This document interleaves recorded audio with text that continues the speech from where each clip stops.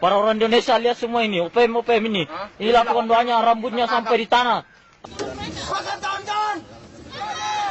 Memang tidak gampang urus orang Papua, saya mengerti Bapak juga. Halo obrolan panas, hari ini kita akan membahas tentang sejarah organisasi Papua Merdeka OPM. OPM adalah sebuah gerakan nasionalis atau organisasi yang didirikan tahun 1965 yang bertujuan untuk mewujudkan kemerdekaan Papua bagian barat dari Indonesia. Nah loh, sebelum era reformasi, provinsi yang sekarang terdiri atas Papua dan Papua Barat ini dipanggil dengan nama Irian Jaya. Kalian sudah lahir guys? Kalian pasti sudah tua sekarang. Pada 1960 hingga 1963, terjadi konflik bersenjata antara militer Indonesia TNI dan militer Belanda untuk memperebutkan Irian Jaya alias Papua. Konflik militer dalam skala besar nyaris pecah setelah RI mengerahkan pasukan secara besar-besaran untuk merebut Irian Jaya tersebut.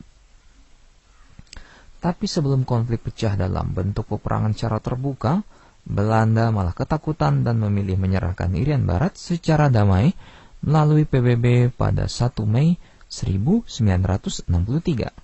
Sebelum menyerahkan Irian Barat ke pangkuan Republik Indonesia, Belanda telah melakukan langkah licik dengan diam-diam membentuk negara boneka Papua.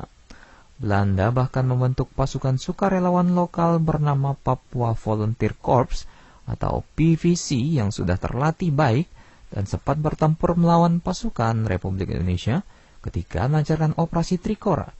Nah, ketika Belanda menyerahkan Irian Barat, secara sengaja Belanda rupanya tidak membubarkan negara boneka Papua yang dipimpin warga lokal itu.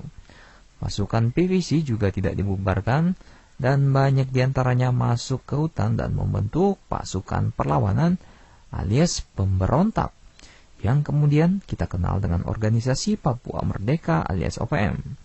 Pada tahun 1964 hingga 1967, OPM bersama 14.000 warga di bawah pimpinan Lodewijk Mandattan masuk hutan ke daerah Kepala Burung dan melancarkan pemberontakan bermodal senapan-senapan tua peninggalan Perang Dunia Kedua. Pada 28 Juli 1965 terjadi serangan ke asrama Yonif 641 Cenderawasih, Manokwari, hingga menyebabkan 3 anggota TNI gugur dan 4 luka-luka. Wah, berani juga ya guys. Tahun 1967, pasukan Baret Merah RPKAD yang sekarang disebut Kopassus diturunkan untuk menangani pemberontakan dan kekacauan dengan cara pendekatan perang serta non-perang. Kami sudah punya badan politik yang jelas. Kami juga punya pemimpin yang jelas. Itu berarti kami sudah punya agenda yang jelas. Tidak perlu ada ragu-ragu. Ya, tidak ada di media memang. Tidak mungkin jika para Kopassus memburu OPM harus dipublish ya. Kita bakal kena sanksi HAM. Jadi bukan berarti TNI nggak bertindak ya guys. Hanya kalian saja yang tidak tahu. Nah, lanjut, OPM merasa bahwa mereka tidak memiliki hubungan sejarah bagian Indonesia maupun negara-negara Asia lainnya.